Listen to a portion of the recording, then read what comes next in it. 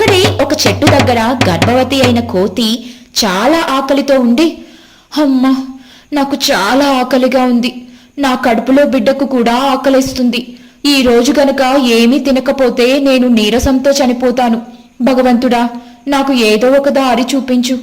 నేను బ్రతికినంత కాకపోయినా నా బిడ్డ బ్రతికే అంత ఆహారం ఇస్తే చాలు, నీకు పుణ్యం ఉంటుంది అని దేవుణ్ణి ప్రార్థిస్తూ అటూ ఇటూ చూస్తూ ఉంటుంది. అప్పుడే ఆ చెట్టు కింద రంగమ్మ దోసలు వేస్తూ కనిపిస్తుంది.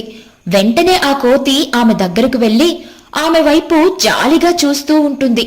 రంగమ్మ కోతి వైపు చూసి చూడనట్టుగా ఉంటుంది. అప్పుడు కోతి ఆమె ముందుకు వెళ్లి, అమ్మా, ఆకలిగా ఉందమ్మా, కొంచెం తినడానికి ఏమన్నా పెట్టండి. నా కడుపులో బిడ్డ పెరుగుతున్నాడు. నా మీద కొంచెం దయ చూపించు తల్లి అంటూ తన పొట్టవైపు చూపిస్తూ సైగలు చేస్తూ ఉంటుంది. దాన్ని చూసిన రంగమ్మ,